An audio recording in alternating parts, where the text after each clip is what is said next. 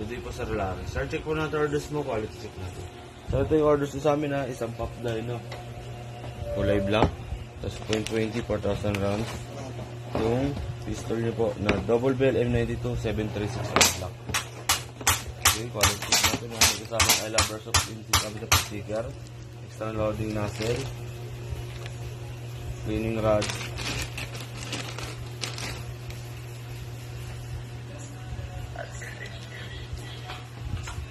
Magazine. Kasi tayo, paglagay tayo ng bibis, baba pelat palabas sa dulo. Ayan, paralog tayo dyan.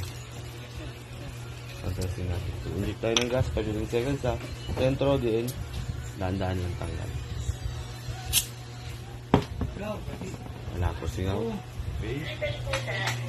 Pasok sa magazine. Test natin sila. 319.4 300.5. Safety niya, baba natin to.